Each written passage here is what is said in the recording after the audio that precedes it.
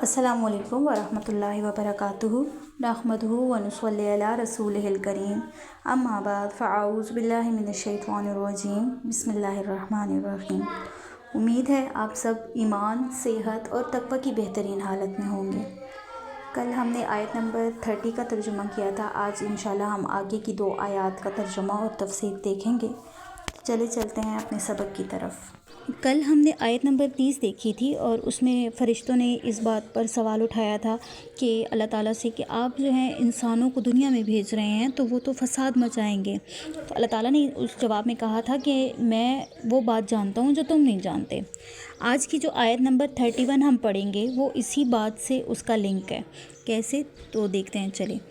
व अल्लमा, और हमने सिखाए आदम अलैहिस्सलाम को अल अस्मा नाम कुल्लहा, सारे के सारे। सुम्मा, फिर अरज़हुम, सामने किया उनको, अला, ऊपर, मलाइकती, फ़रिश्तों के। फ़काला, फिर कहा, अम्बिऊनी, बताओ मुझको, बिअस्माई, नाम, हा उलाई, इनके, इन अगर कुंतुम, हो तुम, स्वादिकीन, सच्चे। यानी कि अल्लाह ताला ने जब हज़रत आदम अलैहिस्सलाम को पैदा किया तो आदम अलैहिस्सलाम को सारी की सारी चीज़ों के नाम सिखाए। अब वो कौन सी चीज़ें थी?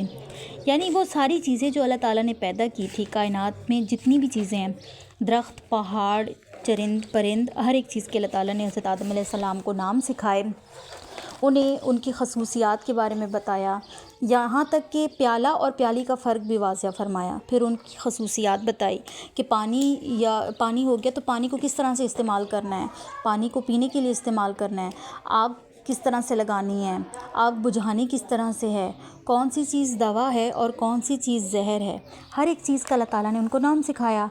और दूसरा जो है ये हो सकता है कि अल्लाह ताला ने जो फ़रिश्ते बनाए थे, फ़रिश्तों के नाम सिखाए। और पीछे हमने पढ़ा था ना अहद अलस्त का, यानी कि अल्लाह ताला ने हज़रत आदम अलैहिस्सलाम को ज़मीन पर भेजने से पहले तमाम इंसानों को, जितनी भी हज़रत आदम अलैहिस्सलाम की औलाद है, उन सब की रूहों को पैदा फरमा लिया था। तो अल्लाह ताला ने उन सब रूहों को इकट्ठा किया हज़रत आदम अलैहिस्सलाम के सामने, उनको फिर उन सब के नाम सिखाए कि इस तरह से इसका नाम ये है, इसका नाम ये है, हर एक चीज़ के नाम सिखा दिए अल्लाह ताला ने।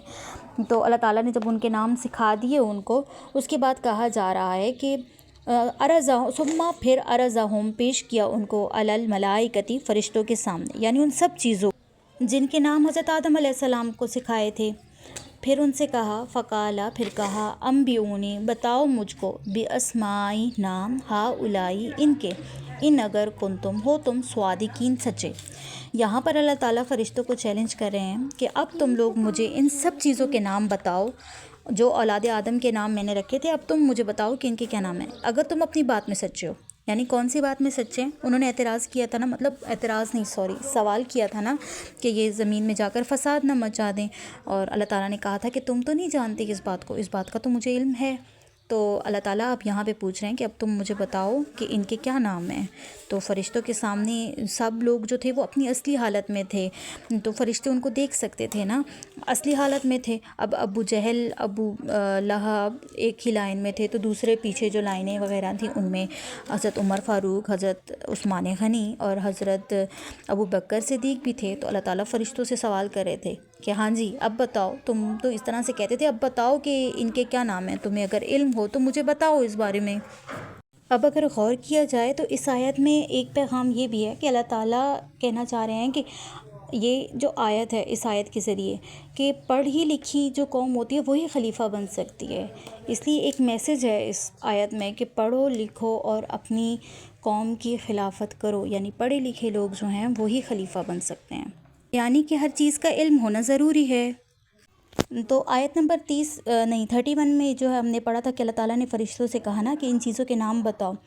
तो अब इसका जवाब है ये आयत। फ़रिश्ते कह रहे हैं आजिज़ी के साथ, कालू, उन्होंने कहा, सुबहाना का, तू पाक है, सुबहाना यानी तू हर ऐब, हर कमी, हर गलती से पाक है। फ़रिश्तों ने पहले अल्लाह ताला की पाकी बयान की है, फिर अदब से कहा है, अल्लाह, हमारा सवाल करने का मतलब ये हरगिज़ नहीं था कि तेरे फ़ैसले में कोई कमी है, तू तो हर गलती से पाक है, तेरा हर काम हिकमत वाला है, हम ही समझ नहीं सके।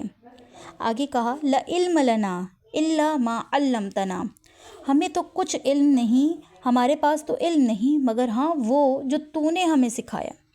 اب یہاں پہ عاجزی کا کمال ہے، فرشتوں کی عظمت ہے کہ انہوں نے اپنی کم علمی کا اعتراف کیا ہے۔ پتہ کیا، بعض اوقات ہمیں کسی چیز کا علم نہیں ہوتا لیکن ہم مانتے نہیں ہیں، ہم بحث شروع کر دیتے ہیں، اپنی غلطی کو نہیں مانتے بلکہ اس بات کو درست ثابت کرنے کی کوشش کرتے رہتے ہیں۔ آگے فرشتوں نے کہا انک انت، یعنی کہ تو ہی علیم ہے، تو ہی حکیم ہے۔ یعنی فرشتے مان گئے کہ ہر ایک چیز کو جو ہے اللہ تعالیٰ جاننے والا ہے، علیم ہے، یعنی ظاہر باطن، چھپی ہوئی، ماضی، مستقبل، ہر ایک چیز کا علم اللہ تعالیٰ کے پاس ہے۔ تو فرشتے مان گئے کہ ہم تو ایک ہی پہلو دیکھ رہے تھے کہ انسان فساد مچائے گا، لیکن اللہ تعالیٰ تو سارے پہلوؤں کو جاننے والا ہے کہ ان کے پاس خیر کا پہلو بھی ہوگا۔ دوسرا انہوں نے اس بات کو جانا کہ اللہ تعالیٰ حکیم ہے، اللہ تعالیٰ حکمت والا ہے، یعنی اللہ تعالیٰ کوئی بھی چیز بمقصد مطلب کسی بھی چیز کو ایسے نہیں بناتا جس کا کوئی مقصد ہی نہ ہو۔ تو انسانوں کو بنانے کے پیچھے بھی ایک مقصد ہے، اللہ تعالیٰ نے انسانوں کو بنایا تو دنیا کی آباد کاری ہوئی، ان کے اندر جو ہے اپنے علماء کو بھیجا، اپنے انبیاء کو بھیجا، اور کس طرح سے جو ہے ان کے لیے بدلہ رکھا، ان کے لیے توبہ کا مقام رکھا۔ تو اللہ تعالیٰ ہر ایک پہلو کو جاننے والا ہے، اور ہر ایک چیز کے پیچھے اللہ تعالیٰ کی حکمت ہے۔ یہ ایک حقیقت ہے کہ مخلوق اللہ کے علم کا احاطہ نہیں کر سکتی، اللہ کا علم ہر چیز پر چھایا ہوا ہے۔ تو اب اس آیت میں ہمیں پتہ لگتا ہے کہ فرشتے اللہ کی عظمت کا اعتراف کرتے ہیں، اپنی غلطی اور اپنی کم علمی کا اعتراف کر رہے ہیں، اور اللہ کی انتہائی تعظیم اور تعریف کرتے ہیں، اللہ تعالیٰ کی پاکی بیان کرتے ہیں۔ اس آیت میں ہمیں یہ سبق ملتا ہے کہ اگر ہم دین کے بارے میں کوئی سوال کر رہے ہیں، جیسے فرشتوں نے سوال کیا، تو اس کے بعد اگر ہمیں اس کا جواب مل جاتا ہے اور ہمیں اپنی غلطی کا اعتراف کر لینا چاہیے، اگر ہم غلط بات پر ہیں تو ہمیں اعتراف کر لینا چاہیے، ہمیں مان لینا چاہیے کہ ہاں ہم غلط کہہ رہے تھے۔ جیسے فرشتوں نے کہا کہ ان کے پاس علم نہیں تھا اس بات کا، تو ہمیں بھی ایسے مان لینا چاہیے کہ ہمارے پاس علم نہیں تھا۔